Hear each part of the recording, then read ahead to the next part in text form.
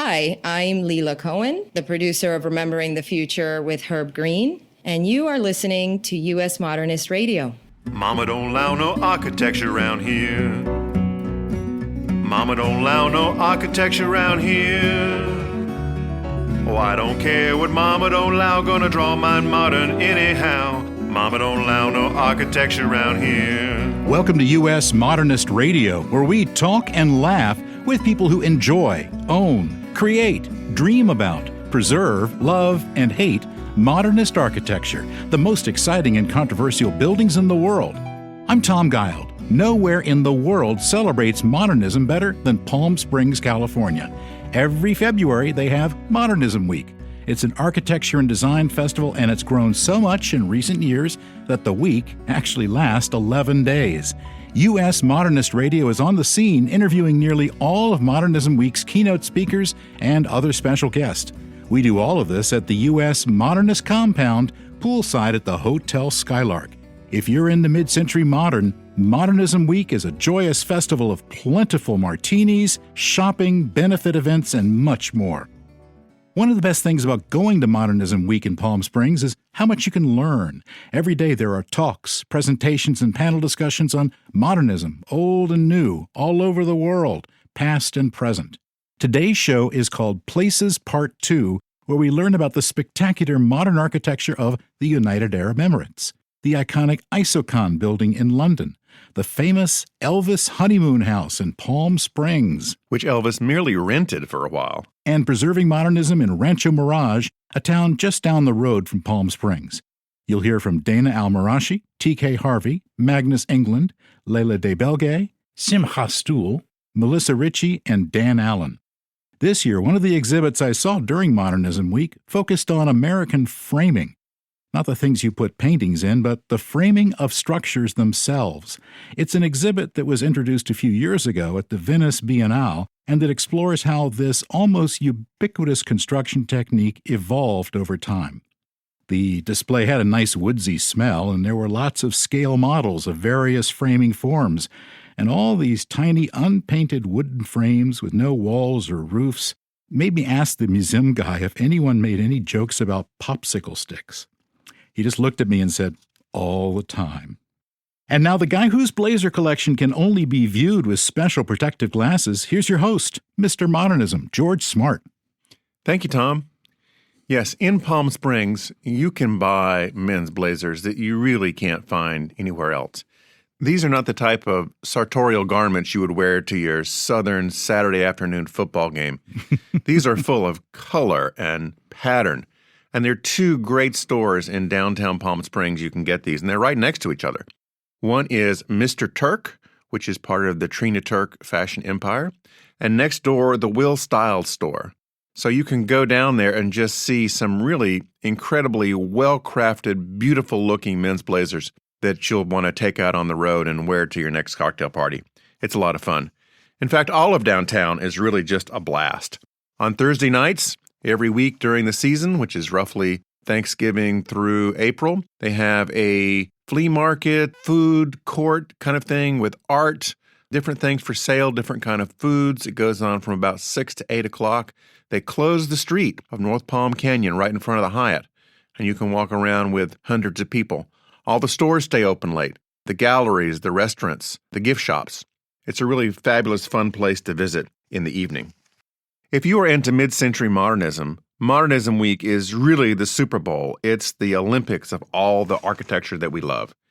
If you want to go with me and Tom in February 2024 and stay with us at the U.S. Modernist compound, email me at george@usmodernist.org. U.S. Modernist Radio is underwritten by Diane Bald and the Budman family, restoring significant architecture in Toronto, Los Angeles, Malibu, and Palm Springs. The United Arab Emirates is a theme park of modernist architecture, with buildings created by architects from across the globe. I've been, and the scale of these buildings is completely off the chain. You see photos of a few buildings and you think, hey, that's nice. But until you get there, you don't realize there are miles of these buildings. And what's more impressive, miles of well-planned infrastructure. Dana Al-Marashi promotes the UAE's architectural heritage as head of their Department of Cultural Diplomacy in Washington, D.C., a post she's held since 2011. Raised in Dubai, Dana is a graduate of the University of Aberdeen in Scotland. Go Angus! With the UAE Embassy staff, she seeks to build connections and cultural understanding through events and exhibitions that showcase the country's rich heritage. TK Harvey is VP of Cultural Programs for the Meridian Center for Cultural Diplomacy, an organization for the visual and performing arts to achieve U.S. foreign policy objectives. He is the manager of the UAE projects, including cultural exchanges that have brought American architects and architectural photographers to the country to study and photograph notable buildings. Here's my conversation with Dana and TK poolside at the Hotel Skylark. We're really lucky to catch these folks here because they are putting on an exhibition this week at Modernism Week in a building called The Bank, which is one of the dozen or so banks on Palm Canyon Drive. This is an exhibition space, and they have a great photographic exhibition of a delegation that took these photos a couple of years ago. So, TK, why don't you tell us about this exhibition? Sure, I'm happy to. So Donna and I had the luxury of hosting and leading a delegation of American-based architectural photographers, critics, writers, museum curators to the region, to UAE, where we traveled to 3 cities, Dubai, Sharjah, and Abu Dhabi. All the while participating on architectural walking tours. And, we found ourselves walking miles and miles through each city, documenting the built environment through these amazing, talented photographers. At the end result was just a great deal of content, at which point Donna and I agreed that we need to bring this story to an American audience. Really, the goal here in curating these 32 photographs from these photographers was to really educate Americans about the modern architectural heritage of the Emirates, and that they didn't simply begin overnight with the Burj Khalifa. There is a rich mid-century tradition, both residential, commercial, urban planning, and I think the delegation really came away with a newfound appreciation of how the Emiratis have been able to really fold in elements of their cultural heritage into a modernist design. So we found ourselves, of course, going to the hot spots like the Sheikh Zayed Grand Mosque, Louvre Abu Dhabi, Burj Khalifa, Etihad Museum, the King Faisal Mosque in Sharjah. But it was really the end result was this architectural journey beginning in the early 70s up to present day. It was really quite remarkable. And Donna, most people don't know that the country as it's established now is just about 50 years old. Mm-hmm. That's amazing what's been accomplished. Yes, we're very proud of that. We're a very young country, but we're very ambitious and forward-driven. So we've always been looking to the future and how do we attract people from all over the world to make UAE home. Currently, there are over 200 nationalities that call UAE home. People from all walks of life live, work, have families there. People that I went to school with 40 years ago have families of their own there now. So it's really a melting pot of cultures, and we're so proud of the diversity that exists there. The comic books of the 70s, whenever they would predict like what the future's going to be in the 21st century, would draw images of what looks like the UAE now. I mean, it's been so future-oriented Yeah, all they talk along. about tall skyscrapers and flying cars, Yeah, right? exactly. And the UAE is already actually testing flying cars at the moment. So they're looking at flying taxis that they're hoping to launch in the next few years. We've got 3D printed buildings there. We've got our Masdar city, which is I think the first carbon neutral city in the world. Masdar is in partnership with MIT. You have people living there, working there. No cars are in that area, so it's all the energy that they get is from the solar farms that they have there, and that's all captured to kind of keep that city running. And I visited there, and they were telling us that they had the first automated cars in the world. Yes. In Masdar City? Yeah. Yes, and there are these pods that actually drive around the city. Which, Driverless cars. Yeah, driverless cars. And so, like I said, we're very forward-thinking. We're very ambitious. I mean, we've had our first astronaut go to the International Space Station in 2019. On the 26th of February, we have our second astronaut who's going to be doing the first long-term mission there. He'll be there for 6 months. And so, it's very exciting to see what, we just celebrated our 50th anniversary, so it's very exciting to see what the UAE can accomplish in the next 50 years. It's really become a badge of honor for architects around the world to do projects in the UAE. And I understand, and maybe you can shed more light of this, one of you, that the permitting process and the approval process in the UAE is a lot easier and less hassle than other places in the world? There's definitely a lot less bureaucracy. There are less decision makers, and so we're able to do things a lot faster. We're able to take more risks. At the moment they're testing the Hyperloop in the UAE that hopefully will be launched at some point in the future to make it even easier to travel. Are they actually testing that now? Yes. Oh, wow. I didn't even know it was that far along. Yeah. So the Hyperloop, folks, it's a magnetically levitated track, essentially, that you scoot along at zillions of miles an hour, very quietly, very fast. And this is going to go between Abu Dhabi and Dubai? Yeah, so it'll take you 12 minutes to get from Abu Dhabi to Dubai. Wow. That's a 2-hour car ride? Mm-hmm. An hour and a half to 2 hours. Hour and a half to 2 hours? That's sensational. So is the track in place, or are they just testing the initial? No, I think they're just testing the technology at the moment. Okay. They haven't started with the building yet. Okay. Will there be something like a high-speed train in the interim, or are they going right for the Hyperloop? So we do have the metro right now in Dubai that takes people, and it's a driverless metro as well. They're adding new lines and new tracks all the time. So that's what's currently also being, that was introduced in 2009, I believe. Okay.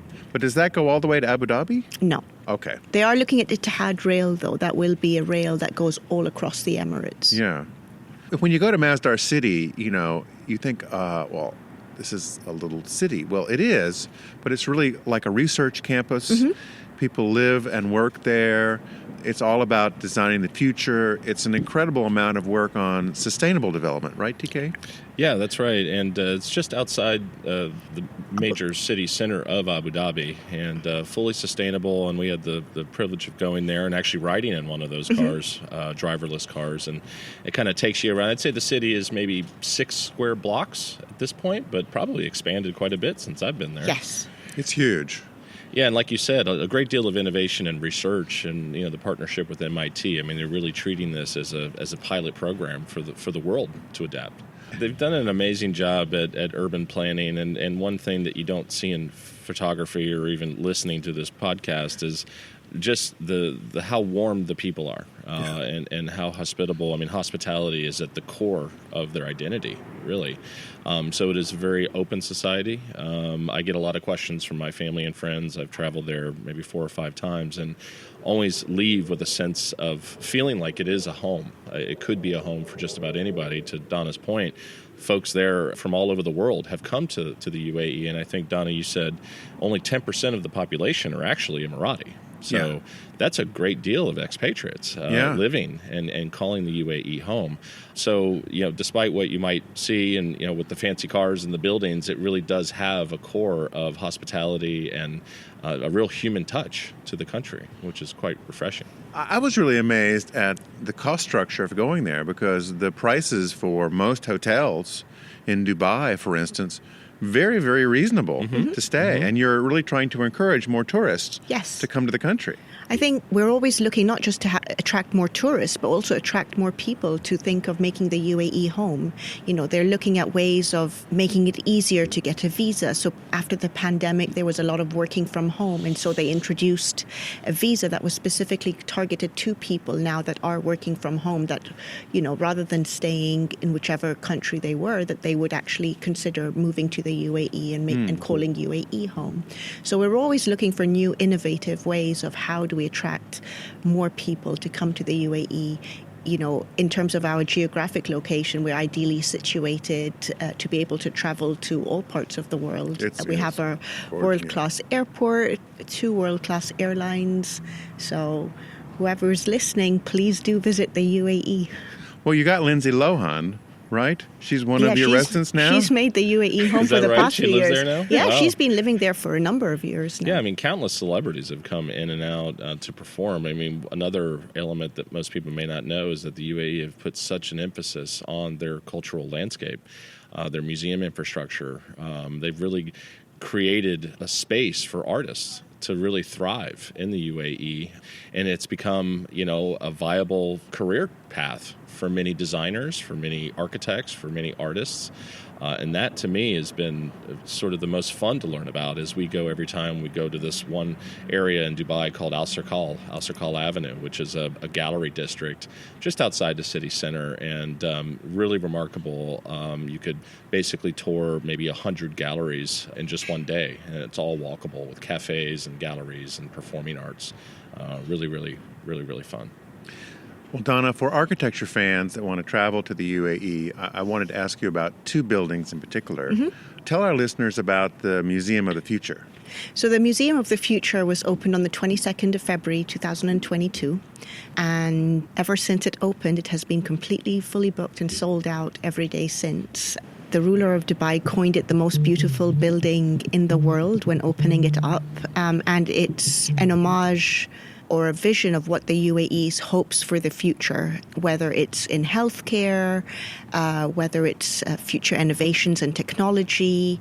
They look at the environment and sustainability. So each level of the museum is targeting a different focus area of what the future would look like and how, we can come together to kind of create a better future for our future generations. And when you go in the building, you're in the lobby, right, and you're getting your ticket, and you get in line, and you go up this elevator to the top floor, and you're in space. Yes. So it's called Area 2071, and the reason that it was called that is because by 2071, the UAE is hoping to have a colony in Mars, and so that's what that whole level is kind of dedicated towards. And it would come into celebrating the UAE's 100th anniversary. Oh, right. I would think that you guys would be the first to have a hotel on Mars that people could visit. The tallest hotel. The tallest hotel. Well, we've got experience in that, haven't we, in terms of building world-class infrastructure. Yeah. So, the second building is the new library, where the building looks like a giant book. Mohammed bin Rashid Library. I haven't had the pleasure of visiting it yet, but I did recently just organize a visit for someone from the United States who is traveling over there. And it's got hundreds of thousands of books in there. You're able to print books out as well. So it really is a world-class infrastructure, and it highlights the UAE's importance to education and making sure people have access to knowledge and information. So what's really astounding is as you're flying by in your cab or your bus or your car in the UAE down the major highways, and you just look in any direction, you'll see a very unique looking building somewhere. What's astonishing is the diversity of designs that are there. Yeah. Does that just happen on its own, or is there some central planning involved in that? There's definitely been some planning involved. So, for example, in Abu Dhabi, they've highlighted different islands for different districts. So whether you're in Saadiyat Island, that island is purely focused on culture. You've got Louvre Abu Dhabi that's based over there. There's going to be the Zayed National Museum in the future. The Guggenheim Museum is hopefully opening up there in 2025. We recently, actually just a couple of days ago, opened up the Abrahamic Family House. That's fascinating. Tell us about that building. So the Abrahamic Family House was designed by the architect Sir David Ajay. It's a church, a mosque, and a synagogue that have been built side by side. On the outside, you can't really tell which building is which, but on the inside, it's catered to each of the different faiths. And the purpose of it was to help promote interfaith dialogue. They have a communal area where we're hoping to have discussions amongst the different faiths and basically look at how we can bring people together. Oh, that's wonderful. Is there a website that people can go to learn more about Dubai and how to travel there? Visit Dubai.com, I believe, would have a lot of information. The UAE Embassy's website would also probably have some information there as well. But there's a lot of information online about visiting Dubai, visiting Abu Dhabi. So the tourism sites would be a great source of information as well. As I understand it, there's no advance visa required. You just do that at the airport. For when a you land. U.S. citizen, you would not need it. So yes, you would get your visa upon arrival at the airport. That's valid for a month, I believe. And you come into the airport there, and it's like coming into a palace. I've never seen a luggage claim as beautiful as what's in that airport. It's just astonishing. And they come out a lot quicker. Well, thank you so much for joining me. It's been a real pleasure to meet you and hear your story. Thanks, George. Thank you for having us. That was George talking with Dana Al-Marashi and TK Harvey. Magnus England is a co-founder of the popular interior design company Scandium. Born in Gränna, Sweden, his first fashion store was Nitty Gritty in Stockholm in 1991, and he is the founder of Funkies Limited, through which he opened the Moomin shop in Camden in 2017. A longtime resident of London, he previously lived in Jack and Molly Pritchard's penthouse in the iconic Isokon building, which we will talk about today. Leila DayBelge is a journalist and broadcaster in news and current affairs. She writes travel and culture features for London's Daily Telegraph, and she was head of press for contemporary design at Sotheby's. Magnus and Leila are the authors of Isokon and Bauhaus in Britain, a deep dive into this legendary building. They're also trustees of the Isokon Gallery Trust, dedicated to preserving the history of Isokon. Here's our conversation from the Hotel Skylark in Palm Springs. Many people, even if they don't know a lot about modernism, have heard the name Walter Gropius. They know sort of that he was seminal and important to the beginning of modernism, but they don't know a lot of details. So let's start with an overview of Walter Gropius. Or was it Walter? Which one was it? Strictly speaking, it's Walter. The German pronunciation would be Walter. Okay. Yeah. But I think we said Walter. Most people say Walter. Most people. Yeah. Okay. So long as you get Gropius right. Yes, as long as you get Gropius right. And that's always Gropius. Yeah. Gropius. What is the quick Wikipedia entry on Gropius? Well, I guess you might say he's one of the founding fathers of European modernism. He's one of the people who helped write the rule book of modern architecture. He created some of the seminal buildings of early modernism, like the Vegas factory, the Werkbund factory in Germany. And of course, he's the founder of the Bauhaus, which was the most celebrated and influential school of art and design in, first of all, Weimar and then Dessau. And what not only did it turn out many generations of very talented artists and designers, he assembled this incredible kind of Premier League teaching faculty with teachers like Vasily Kandinsky and Paul Klee and Laszlo Moholy-Nagy, and in turn some of those first generation of students went on to become household names, people like Marcel Breuer and Joseph and Annie Albers. And then he leaves the school in 1928. The school itself doesn't close down until 1933. And then he reappears as head of architecture at Harvard from 1937. So we've been fascinated by this period of his life in between that. The missing 8 years. The missing 8 years, yes. And also what he did, of course, after he left, after he retired or was forced into retirement, you could say, because he worked until the day he died. He really did, which was in 1969. So he had a very long and very productive life. He actually himself said that he had 3 lives. The first life was the life in Germany. The second life was the life as an exile in London, that short, sort of lesser-known life, and then the third life being the life in the US. But in our researches, we also discovered he had many deaths as well as many lives. He was a Hussar officer during the First World War. What is that? The Hussars were a mounted regiment, a Prussian, as it was then, regiment in the German army. And he was very highly decorated. He won 2 Iron Crosses in the First World War, but he had quite a few very close escapes with death. He was buried for 3 days under a collapsed building. Oh. He was shot through his cap and his coat and his shoe, and he escaped from a crashed plane and crawled from the wreckage and survived to tell the tale. He entered the war as a hussar, as an officer, and he came out rejecting really everything that Germany stood for at that point. And instead he embraced modernism, both in architecture and art, and it was really a life-changing experience for him and for lots of other people, but on completely different levels. I mean, Adolf Hitler drew completely different conclusions, of course, from the First World War than what Walter Gropius did. We could talk all day about the Bauhaus in Germany, but I want to focus on the subject of your book about Gropius in the UK. When he left Germany, what was happening over those next 8 years? Well, at first he had a successful career in Berlin. He had a large 12-room apartment in Berlin, which he filled with staff. He had 20 architectural colleagues working in his office in Berlin, plus I think about 7 or 8 servants as well. But as time progressed, as the Nazi regime became harder and harder, he was excluded from work, really. Gropius wasn't Jewish, and he wasn't really political either. He wasn't a communist like a lot of people at the Bauhaus were. But he was tainted by the Nazi regime as being associated with modernists, really, which they saw as degenerate. So he was excluded from getting any work commissions. And in the end, it was really desperate. They had to rent out most of their flat. He got no paid work at all. And that's when he started to look at alternatives.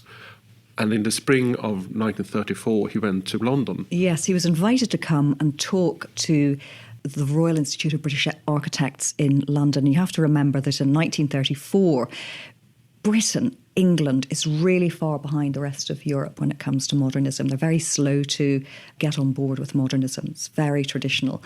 And Gropius comes and he gives this speech at Ribe, which, even though it's in faltering English, really sets the architectural community on fire. I mean, it's incredibly influential. And he goes back to Germany and he continues struggling on for a few more months, but he realises his card has been marked by the regime. They're making it impossible for him to get any work. So he starts making moves. Having seen his reception in England, he thinks maybe he's going to have a future. And maybe the experience of leaving Germany, going to England for a little while, and then coming back, maybe seeing Germany in new eyes, made him realize that's not where I want to be anymore. Definitely. He was put up in London with a young architect called Maxwell Fry, who was just at the beginning of his career. He knew that if he was coming to England was still wasn't really receptive to having foreigners working in architecture. They wanted to promote British things in the 1930s. He needed 3 things. He needed somewhere to live, he needed an architectural commission, and he needed a partner because he would have to work alongside a British architect. So Jack Pritchard, who was a young entrepreneur, along with a guy called Philip Morton Shand, who it turns out is the grandfather of Camilla, our new queen consort in the UK, they engineer a plan to get Gropius to England. So they arrive on the 18th of October 1934 and they move into the Isokon building. So Gropius is really brought over regionally to design more Isokon buildings. The idea would be that there would be Isokon buildings in Manchester and Birmingham. None of that happened. So instead, as a second option, he's offered by the Isokon company to head up their furniture division, which at this point is pretty much non-existent. So he accepts the job as controller of design, or what you would call today creative director, really. And he says, yes, I can do that, but to do it properly, we should have the best man for the job designing the furniture. And the best man in his mind was, of course, Marcel Breuer, who had headed up the furniture program at the Bauhaus. Breuer at this time was living in Switzerland, so he comes over and moves into the Isokon building. And then to finish it off, they also convinces Laszlo Moholy-Nagy to move over to the creative advertising and logo type design for the Isokon company. Jack Pritchard, who created the Isokon company, worked with plywood, so they had to make plywood furniture. So Breuer comes up first with the Isokon long chair, the iconic design, and then he makes a whole series of other furniture, tables, chairs, etc. So help me out. Did Gropius design the original Isokon building, or was it someone else? So the architect who designed the Isokon building was a Canadian called Wells Coates. And in fact, he wasn't actually an architect when he designed it. All he had done up to that point in 1933 was design some interiors. And he had designed the radio studios of BBC, the BBC headquarters in Broadcasting House. But he was great friends with Jack Pritchard. The the plywood salesman who worked for a company called Venesta. And the three of them went off on a fact-finding mission to Germany, and they visited the Bauhaus, and they came back, and all their ideas sort of crystallized together, and they designed this brand new apartment building in a place called Hampstead in North London. And it was a completely new way of living. The little apartments were only 25 square meters each. This was all about minimum living, existence minimum. And you would live in your small apartment, everything was built in, and you would call down to a central kitchen for your food. Somebody might come and polish your shoes and make your bed. And this was all designed for a generation who wanted to live very differently from their parents. They wanted to be modern and to live in a completely modern, unencumbered kind of way. That must have just completely rocked the community. Completely. And it's so interesting, the kind of community that lived in this building. The Pritchards were very left-wing, and they attracted this incredible community of people, writers and artists and architects and archaeologists and journalists at the BBC. They all shared largely left-wing views, and it was a bit like living in a kind of intellectual telephone exchange. They plugged into each other and exchanged ideas. So as a kind of nexus in intellectual London in the 30s, the Isokon building is a really important place, and it's a great place for Walter Gropius to come and find himself living in. How was press reaction to the Isokon building at the time? Did they come out and talk about all these hippie communist types living there? Or? Well, the Pritchards were really clever. They employed a press agent to come and cover the launch of the building. And the press loved this. It made a great story, this new way of living. And not only that, but the kind of concept the Pritchards claimed had come from Molly Pritchard, a woman. So this was, a very modern idea. And so many of the people who covered it were friends or contacts or people in the Pritchards network. So it got great coverage in the architectural press. They had a lot of friends there. And on the whole, it received very favourable press coverage. Hampstead at this time was a very exciting part of London. And today it's a more sort of genteel, quiet part, but it had a strong artist community at this time. So you had people like Henry Moore, Barbara Hepworth and Ben Nicholson living there. All were associated with the Isokon building. They all visited it and knew the Pritchards personally. What they didn't know was also that at least 5 of the residents at this time worked for Soviet intelligence. Because this part of London attracted people who were escaping Nazi Germany and Austria and Czechoslovakia. So they were anti-Hitler and therefore pro-Stalin.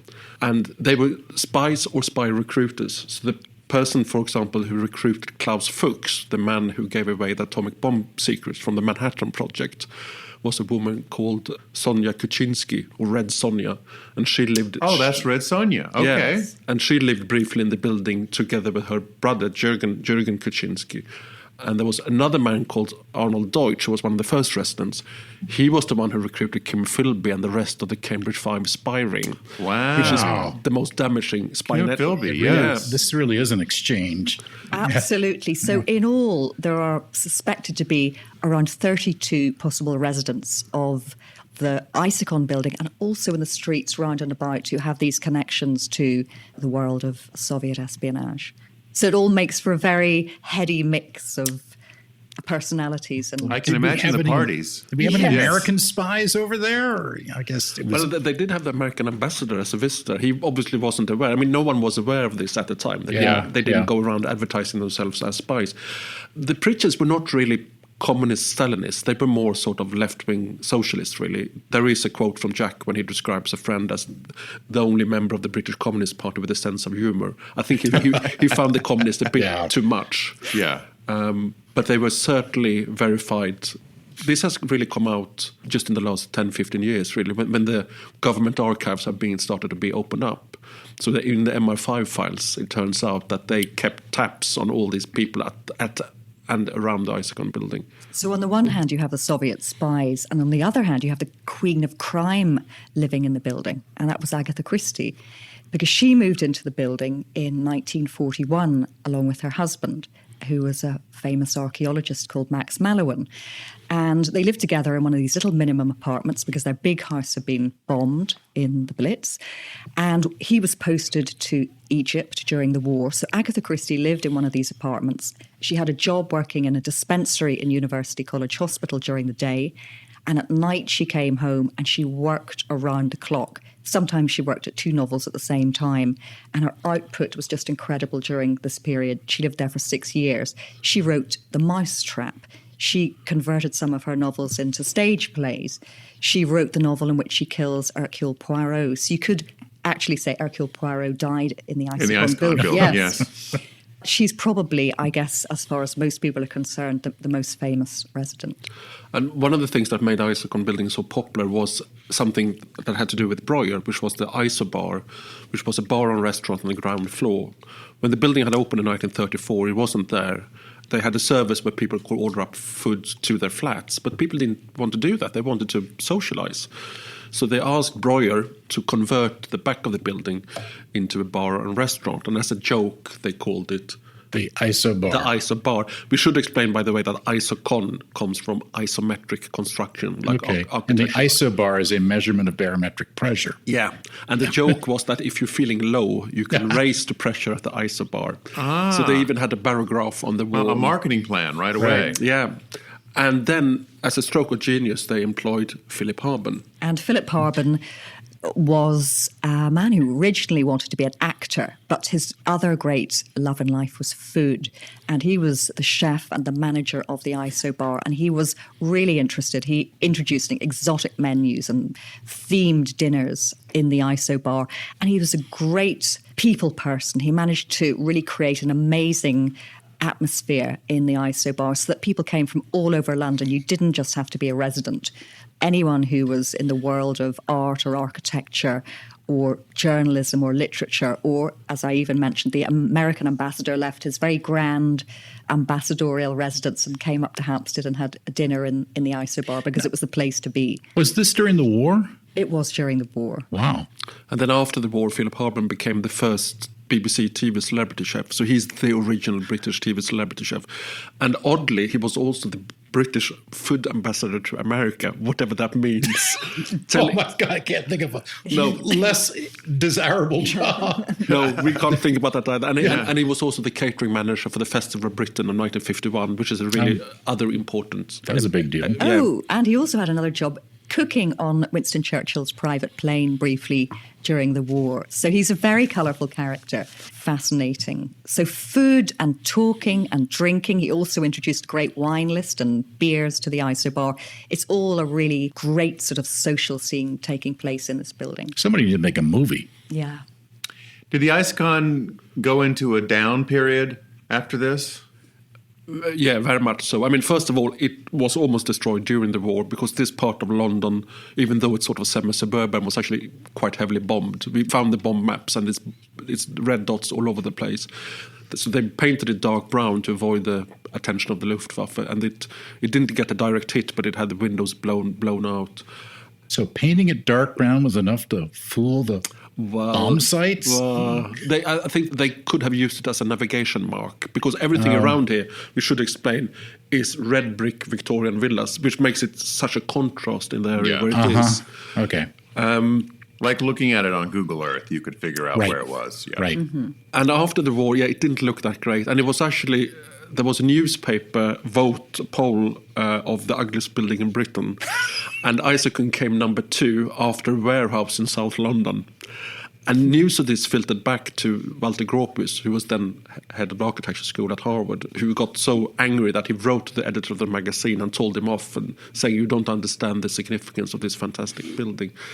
The preacher then sold the building in the late 1960s to the New Statesman magazine, which is sort of a left-leaning magazine, which they hoped would carry on having it with the Isobar. Was the restaurant still there at that By point? 1969 it was still there, Okay. yeah. And Leila managed actually to find out when we were doing our book, you've managed to track down the last manager of the Isobar.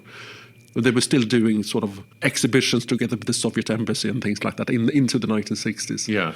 But the New Statesman doubled the price and sold it on the Camden Council, who turned it into social housing, often for because the flats are fairly small, so there were single men basically, often with drug or mental health problems moving into the building. And they didn't invest at all in its upkeep. So by the late 90s, it was derelict to a point where it was inhabitable. The pipeworks were bursting. There was raw sewage running through the stairwell of the building. And then it got squatted. And at the very end, even the squatters moved out. And it was put at the Buildings at Risk register with English Heritage. And at that point, they made it Grade 1 listed, which in England means you can't do anything to the building. You have to preserve the building. You have Grade 2 star, and Grade 1. Grade 1 is the highest. Only 3% of listed buildings are Grade 1, including Buckingham Palace and St. Paul's Cathedral and the Isokon building. So Camden Council then sold the building to Notting Hill Genesis Housing Trust, who spent about a year and a half renovating it. And because of its Grade 1 listing, they couldn't change around these small flats. So there's still these small flats. So are people living there now? Yeah, and it's on a shared ownership basis, which means you can't buy 100% of it. You part own, part rent, which is a way of making people being able to buy flats, own rather than rent. It's like rent to own? You can own between 20 and up to 80%. So if you don't have that much money, you can buy just 20%, and then but you can never get to 100%. You can never get to 100%. Oh. Also, the rule stipulates that the flats have to be offered first to key workers, which are policemen or nurses. There's a hospital nearby. So there's quite a lot of healthcare workers who live in the building now. And the Isobar, sadly, doesn't exist anymore. That was demolished in 1969. But the former garage, which was built for 8 cars, now has a permanent museum, which we are very much involved with. An 8-car garage? I don't think they had 8 car owners at that time, actually. The Pritchard probably had a car and someone else, but very few people had it. If you think of the sort of residents who lived here, they were supposedly young professional men and women who in those days would earn about £500 a year. Right. And that in today's money is probably about $45,000. Mm-hmm. So a car was very expensive. They were on foot or on bicycle. Okay. Did Prince Charles ever visit the building? Not as far as we're aware. Prince Charles isn't a fan of modern architecture, as you know. I know. I wondered if it was one of the ones that he King would mention Charles, occasionally. Please. Oh, sorry. Yeah. King Charles now. He got a promotion. He would come out against certain buildings from time to time and how awful they were. But it is quite extraordinary that his wife's grandfather, Philip Morton Schad, he was a friend of Gropius. He was a German speaker. He had been to the Bauhaus. He was a regular writer for the Architectural Review. He was a really important key player in the 1930s. He sort of disappears of the radar of architectural history after the 1930s. But in the 30s, Camilla Parker Bowles' grandfather was a really key player in the introduction of modernism to Britain. And what's interesting also is that King Charles's own great uncle, I guess, the former Prince of Wales, was actually a massive supporter of modern architecture. And when Gropius was in London in his first year, he was invited to the opening of the Royal Institute of British Architects. They opened a brand new building on Portland Place, and the old King and Queen came along and they cut the tape. But a speech was given by the Prince of Wales, and Gropius wrote this letter to his daughter, and he said he couldn't believe the views that he had, that they were exactly the same as his. It was all about high-rise living and social housing, an emphasis on providing modern housing in a kind of social context. So if he'd remained on as king and he hadn't met Wallace Simpson, things might be different. Yes, no talk of monstrous carbuncles. Right. How did Gropius end his career in the 60s? Well, he had started TAC, the Architectural Collective, already in the 1940s, which kept going into the 1980s. So he was building on a larger and larger scale, which is fascinating because he was always, you can see that throughout his career, he seems to be always 10 years ahead of his time or everyone else's time. So in the 30s, he made buildings that looked like 1950s buildings. In the 50s, he made buildings that looked like 60s ones. If he would have stayed on, he would possibly even been a modernist. But he was definitely a brutalist by the 1960s. I mean, he made some huge plans like the Gropiusstadt in Berlin. He made the general plan for the University of Baghdad in Iraq. And when he went into hospital in 1969, thinking he would come out of the hospital again, there was actually a Gropius or attack building project going on outside the window. We could see the cranes of the building going up. But Was it part of the hospital or something just adjacent? Something just adjacent, yes. But unfortunately, he didn't make it. So That was the same year, I think, Mies van der Rohe died. Yes, I think you're right. Yes, yeah, just. And then Neutra died the next year. It was really a whole end Generation. of an era for Yeah. No, it really was. those architects. You know, he worked from his early 20s right up until the end of his life, and he died when he was 86. So not many people are still working into their late 80s. No. But even as a small boy, it's so interesting. He was interested in America, interested in American things. I mean, this was kind of theme that ran throughout his life. He went to see the Buffalo Bill Wild West show as a small boy when it came to Berlin. And he talked about that in a radio interview. It was like a seminal childhood memory. And he read these books by Karl May about an Indian Apache chief called Chief Winnetou. And then, of course, he became really interested around 1910 in the big industrial silos and grain elevators of the Midwest. Mm-hmm. And he came on an architectural trip with his wife in 1928, and they went to visit all these great landmarks. He met Neutra out in California, where he just built the Jardinette apartments. Yes. So he made a lot of important contacts on that trip in 1928. And then, of course, he comes back in 1937. In fact, he learned his first words of English on the boat over to Germany, watching the 1928 version of Gentlemen Prefer Blondes. Ah, okay. That very useful language school film. Yes. Yeah. Did the Isokon building inspire other similar buildings? Well, it inspired in that it was the first reinforced concrete block of flats. And there were about 10 reinforced concrete block of flats built in England between 1934 and the outbreak of the war. So it was very important in that sense. You could say in a way that, I mean, brutalism, it's not a brutalist building, but you could say that brutalism really started with Isokon building. But things quickly moved on from it.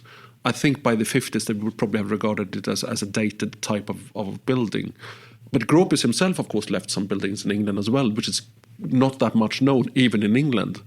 He could have left more if he had the opportunity. But he did several houses with Maxwell Fry. Yeah, so he made a private villa in Chelsea. In Old Church Street for the American movie actress Constance Cummings and her husband Ben Levy, the playwright. Mm-hmm. That was a big kind of white villa made for entertaining.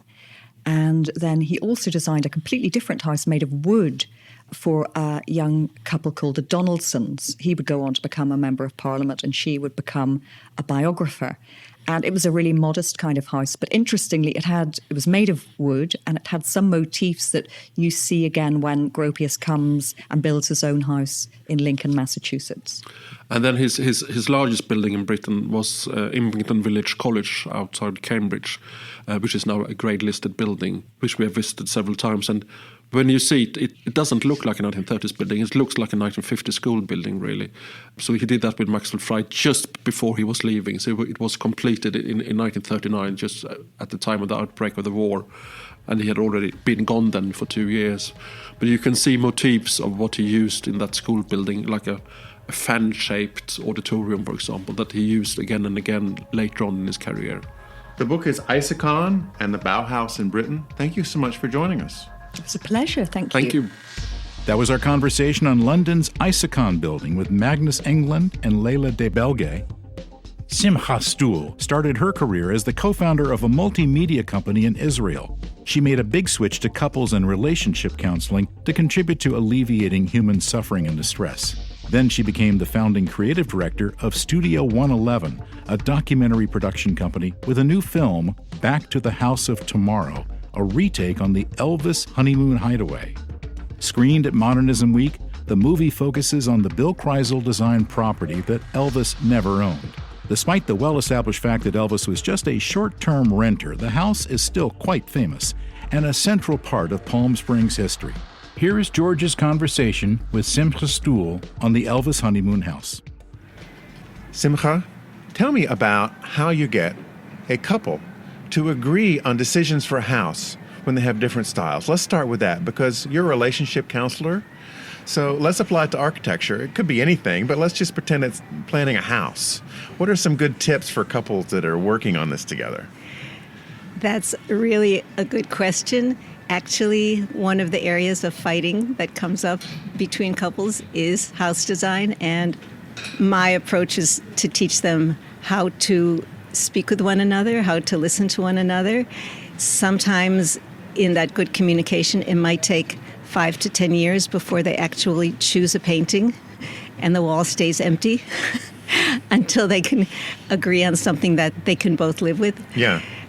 And what I try to guide them is that at the end of the day, your relationship is more important than whether the wall has a picture on it. So who does the worst arguments? Is it newly together couples or couples that have been together 20 years? Oh my. There are couples who are coming for counseling when they're dating, and I say to myself, why are you coming for counseling?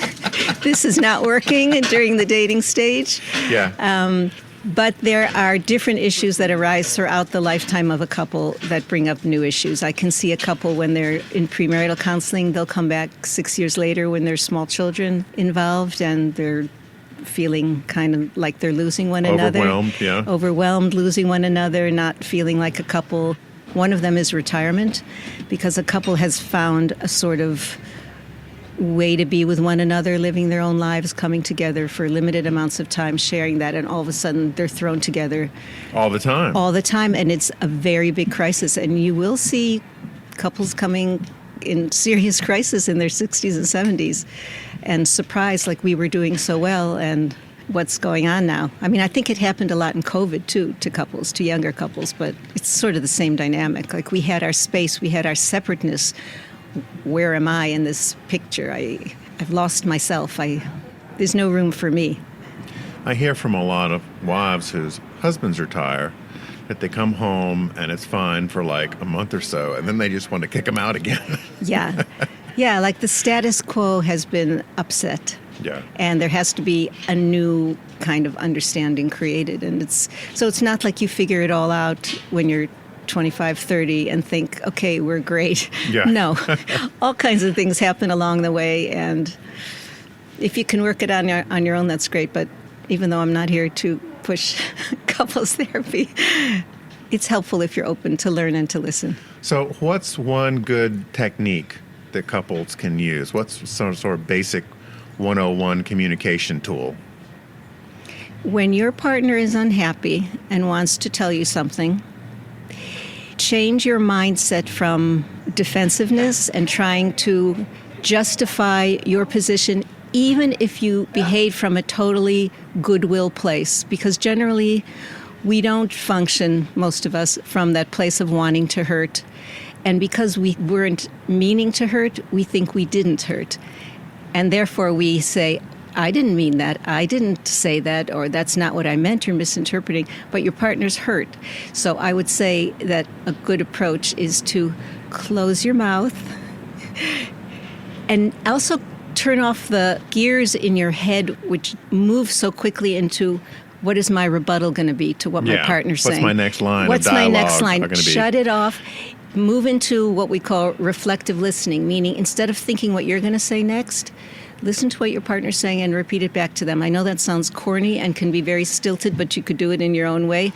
Really try to hear. So you were upset when I came into the room and did X, Y, and Z. You were thinking X, and therefore you were feeling hurt. Is that right?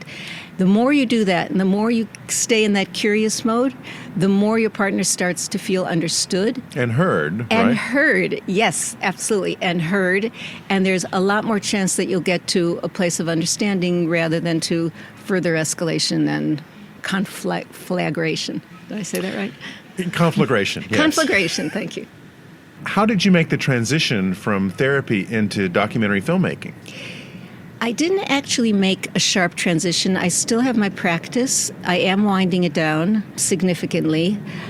However, I had an interest in media from a past career in the 90s when I had a small multimedia company, and I always had wanted to learn video editing, and I took that opportunity during COVID when I had more time on my hands to go to YouTube University and watch a lot of videos and start to make little videos on my own, mostly family related.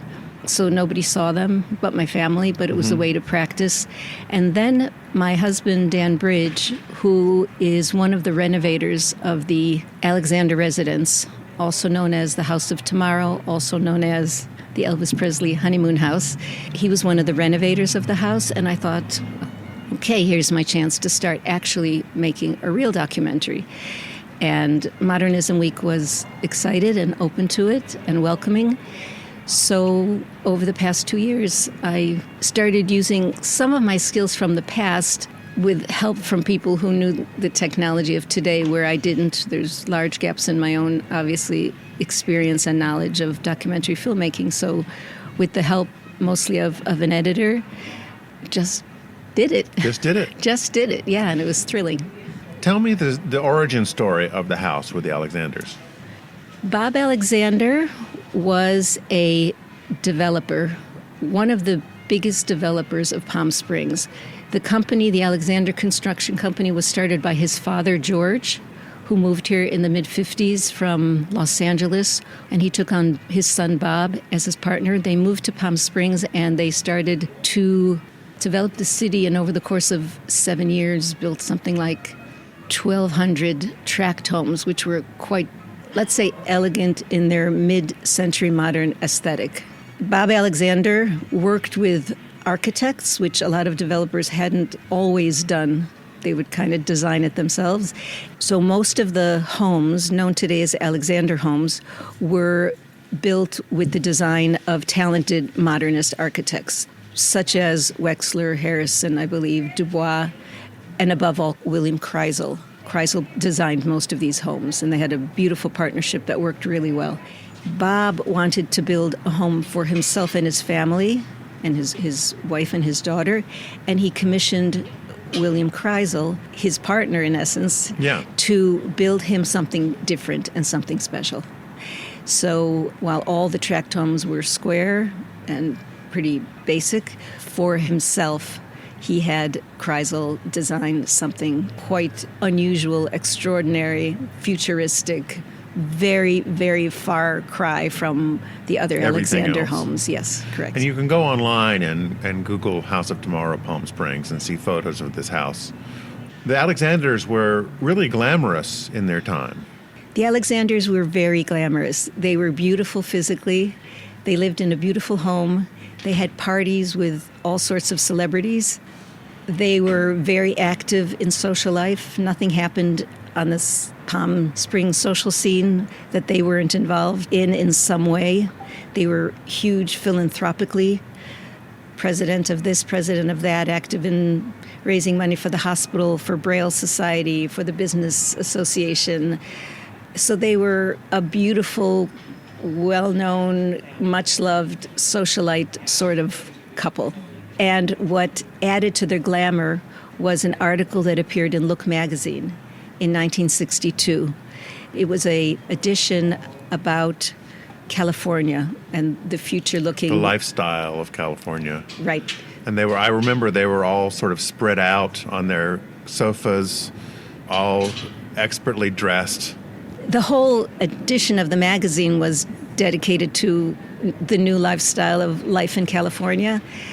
And one article was about the Alexanders, and there were beautiful photographs of them in their living room.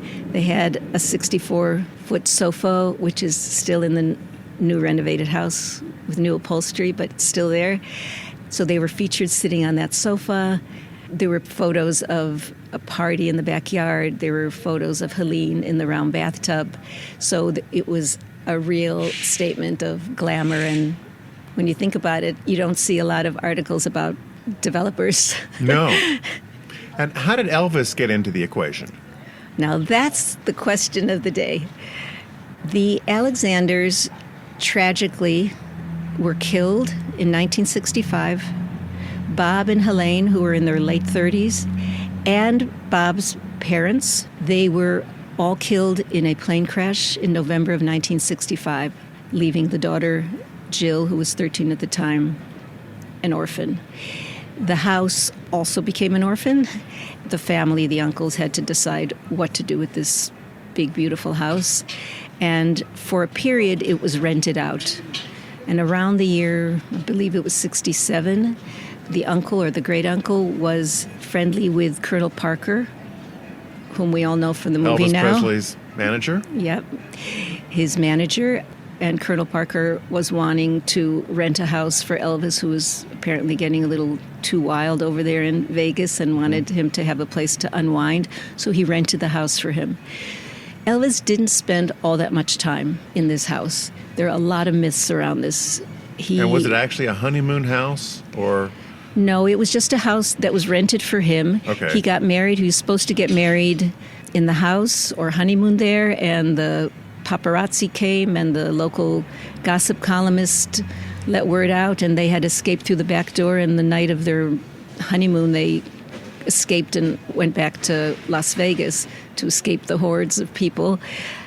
They would come and go a little bit to the house. They spent very little time there during that year.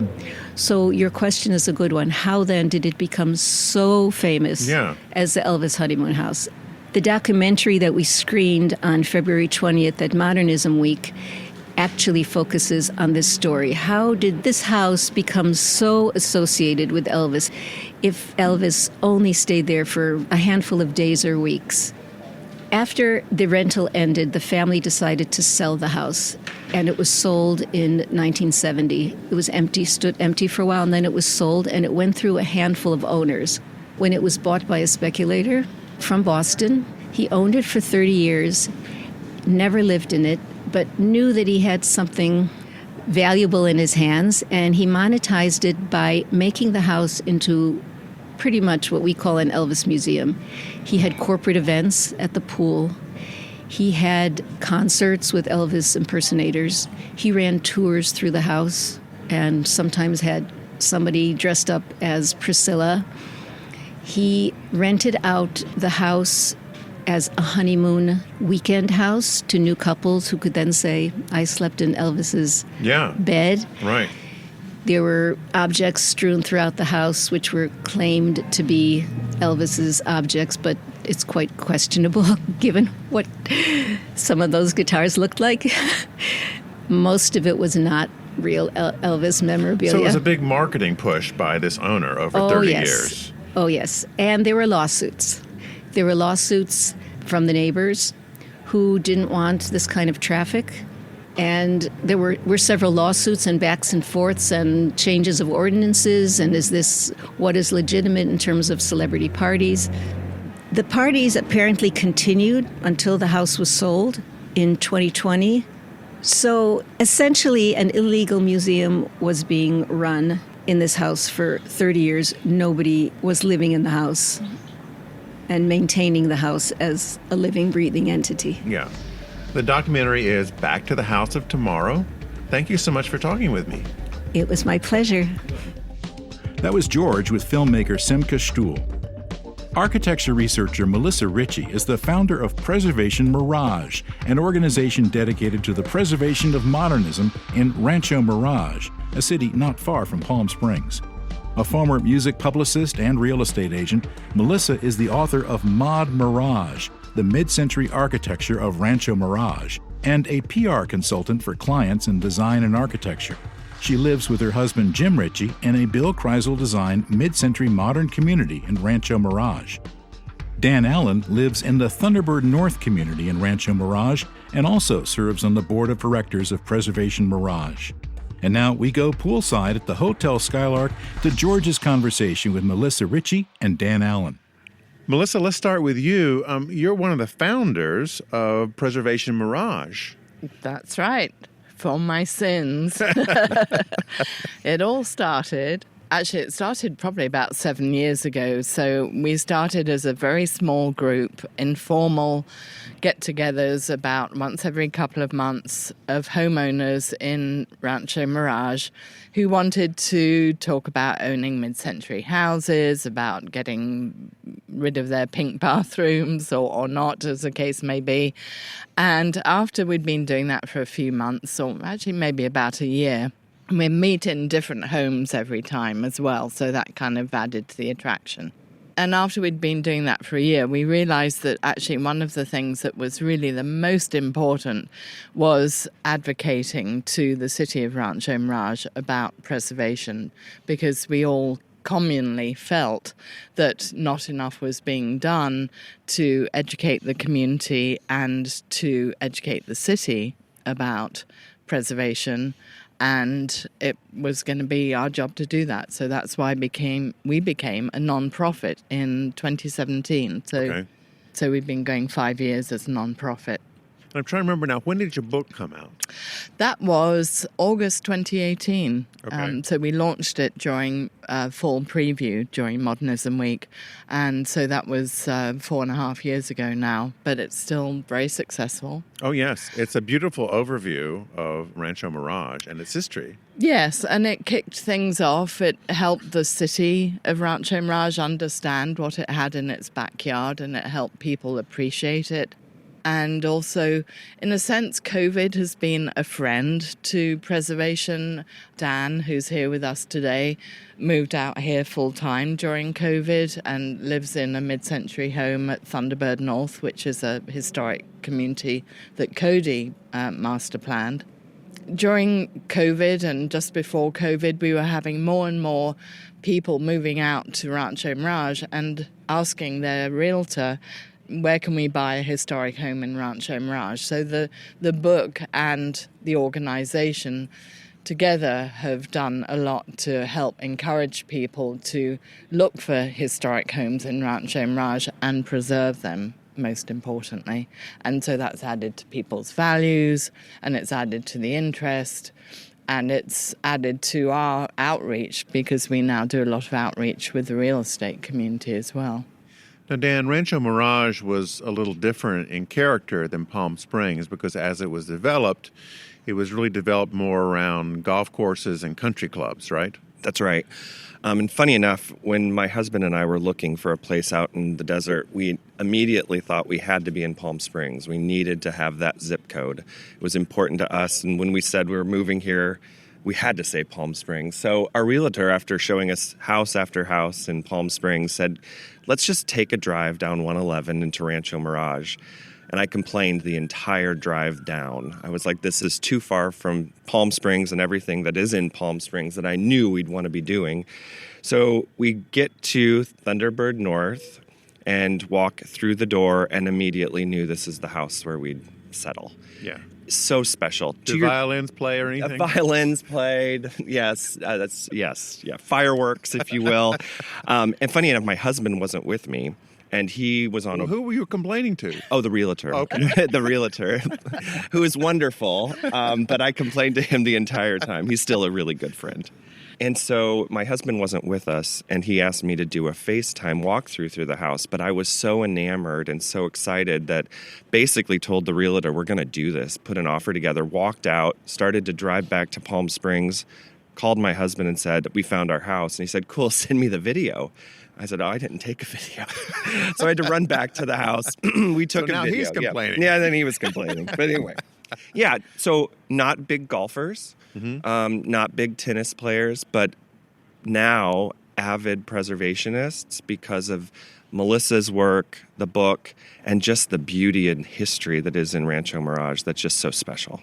Rancho Mirage at one point was just for like white Christians, right? And then it changed. So, like many of the clubs in Palm Springs, Thunderbird, when it started, was restricted. So that meant restricted and unrestricted, a euphemism for whether Jews are allowed or not. Yeah, right. And Thunderbird was restricted, so basically white Anglo-Saxon Protestant, and that was it. And so Tamarisk, they started developing the idea of Tamarisk around the same time that they were hatching the idea for Thunderbird. But it was a group of Jewish entertainment, European emigres, people like the Marx Brothers and Jack Benny and Danny Kaye and Lou Halper, who was a developer, who came up with the idea of Tamarisk. And they were all members at Hillcrest Country Club in Los Angeles. And they said, okay, we want to have a club for us to play in. Yeah. And when it started, it was very much about the golf. Thunderbird was more social, and Tamarisk started out as a place where Ben Hogan was a golf pro. He was super famous. Oh, yes. I think he'd won the PGA Tour the year he was Design hired. courses and Everything. And he was the golf pro for the first couple of years until he went back to playing golf full time. And so Tamarisk became very much a golfer's paradise. Then they got William F. Cody to design a clubhouse for them. And then, of course, Frank Sinatra, the most famous resident at Tamarisk, bought a house there in 1954. It was a pre-existing William F. Cody house. And he moved out from Palm Springs. And in a sense, he made Rancho Mirage popular. He made that, certainly Tamarisk, a destination.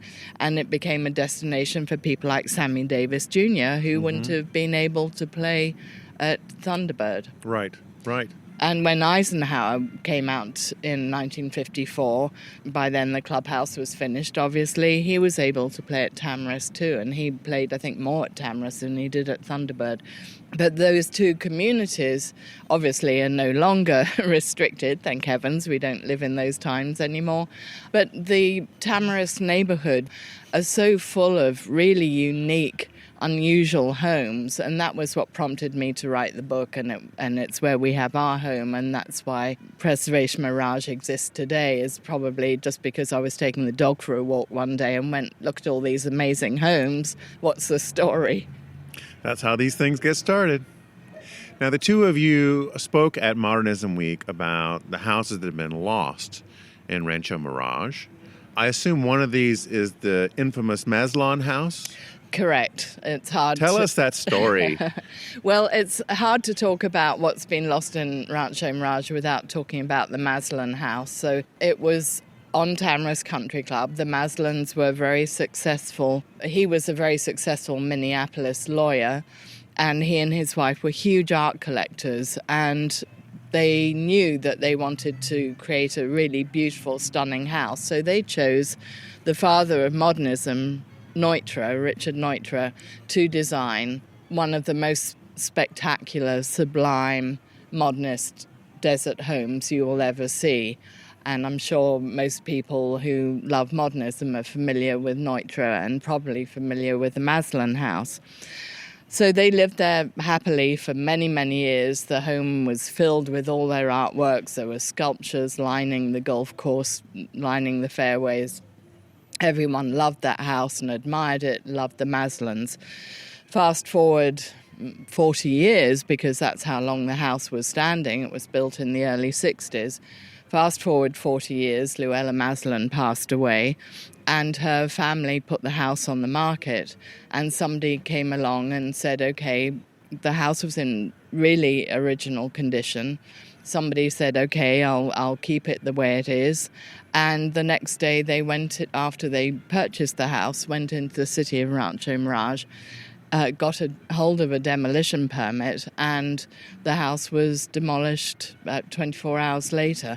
In fact, just the other day, I was talking to somebody who lives in the house 2 doors away, and they were telling me the story that they were there when the house was demolished, and their daughter, who was a teenager at the time, because this was in 2002, was sitting in the dining room, and there was a huge bookcase on the wall, or a big sort of china cabinet, and the vibration from the demolition was such that the whole unit fell down and only just missed hitting her daughter by about 9 inches. So you can imagine what it must have been like for them. They were horrified. I mean, everybody was horrified by what happened. But as in life, there was an upside, because the city of Rancho Mirage was obviously pretty shocked by the international outcry, not realizing what they had in their backyard at the time.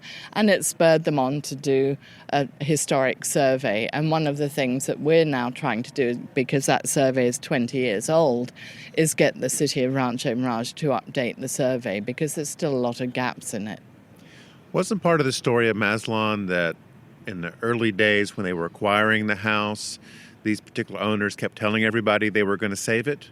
That's what I had heard from Neutra's son Dion. That's right. So they did say they were going to save it. And in fact, that's often the case. And that happened with a house just in 2020 that I mentioned in the talk. Tell me about that one. Which house was this? It was a house designed by Howard Lapham, and it belonged to Hyatt von Dane. He started the first Hyatt house. He was married to a very famous actress called Ginny Sims, and he had Howard Lapham design this palace up on top of the hill in Thunderbird Heights on a huge lot. And it was subsequently altered by Arthur Elrod for Mr. and Mrs. Roy Wood. So it's featured, it's in Mod Mirage, it's also in Adele's book.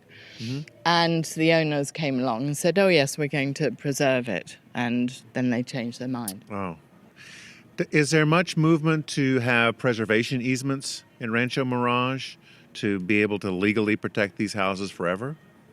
Well, Preservation Mirage has really started over the last 5 years with Melissa laying the groundwork, laying a strong collaborative approach with the city of Rancho Mirage. And there was a recent election, and several of our council members are extremely committed to preservation. In fact, now we have, I would say, almost a champion on city council who's excited about what we're doing and what she can do to help push that forward, as Melissa mentioned, with the updated survey and other, I think, just education and advocacy opportunities.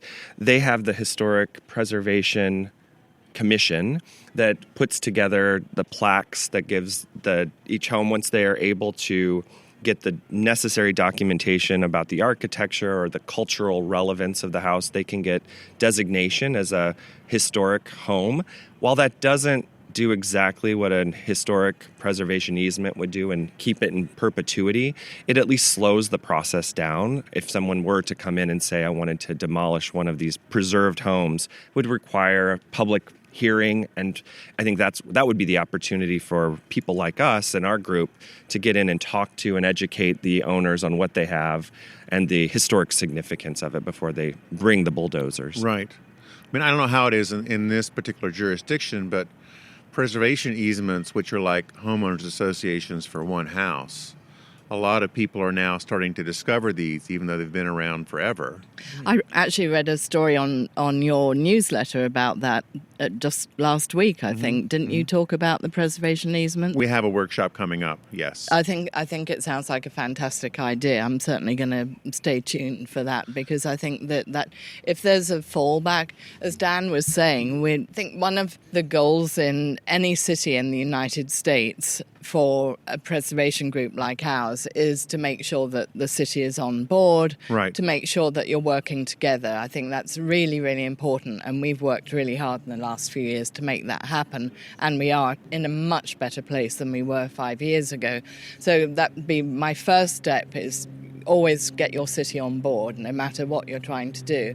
Because even if you end up in some kind of adversarial conflict, they're more likely to listen to you than they would have been otherwise. So That's first step. But your information about those preservation easements I thought was absolutely fascinating. And that's the second part for a preservation group, is that you have to educate yourself all the time about what the different rules and regulations are, about CEQA, about all of those things. And that's something that we try and get involved in and take seriously too, because if we can advise homeowners in that regard, or advise ourselves and other preservationists about that, then, and the city, then we're in a better place. So if you haven't heard about a preservation easement, what it is a legal document that travels with the deed. Although historical designations are nice, they often mean nothing. Being on the National Register of Historic Places means nothing. Having a famous architect means nothing. Have people touring your home means nothing, because people can go down and get a demolition permit. And although they can sometimes be delayed or have public comment, They generally can't be prevented after usually 6 months or a year, something like that. But the preservation easement actually has legal enforcement power. And how it works is you sign a 10-page document that says my house, if it's damaged by a hurricane or an earthquake or a flood, has to be rebuilt in the exact same style unless it's completely totaled. And then you can do whatever you want with a lot. And typically there are rules on if you're going to add on to the house, that it has to be added on in a similar style so that it doesn't look like you've just glommed on an Italianate villa to your modernist house, that kind of thing.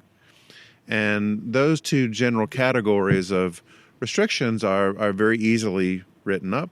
Most people do not put restrictions on the inside of the house so that the new owners over the next 50 years can do whatever they want. And then that's enforced by some local preservation organization. It could be you guys, for instance, for Rancho Mirage. And so what happens is that as the real estate agents sell this house over and over and over, it gets attached to those documents like an HOA, essentially. Yeah. And these are coming more and more into popularity now because people are finally realizing that generally their kids don't want the house, although they might want the money from the house.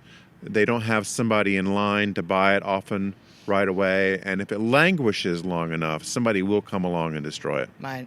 Yeah. It sounds like a perfect idea. We have a situation in Rancho Mirage with a 1930s house that was put on the city's historic designation list in 2006 or something like that. And it was a very old house by Van Pelt and Lind, which was essentially Albert Frey and John Porter Clark. Yeah. And in 2011, the owner rescinded the historic designation. And then the house got remodeled. Yeah. And now it looks like nothing like it used to, and it's been lost. And it was a very important historic home. So if it had had that preservation easement passed along, that would have obviously preserved it. So I think that's something we're going to definitely look into. Yeah. What's the website for your group? It's preservationmirage.org. Oh, wonderful. Well, Melissa, Dan, thank you so much for coming by. Our pleasure. Thanks so much. Hope to see you again soon. Yeah. Thanks.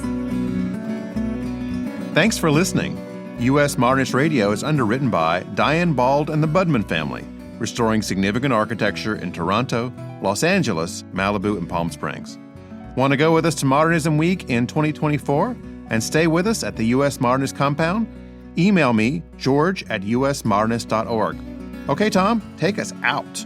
Visit usmodernist.org's massive archives to listen to past shows, discover documentation of 20,000 significant modernist houses, and access 4.1 million pages of classic 20th century architecture magazines. U.S. Modernist Radio is produced by Soundtracks Recording Studios in Raleigh, North Carolina. Our theme song was performed by George Smart and Robinson Earl. Rogue archivist Kelly Policelli researched all the guests for our Modernism Week interviews.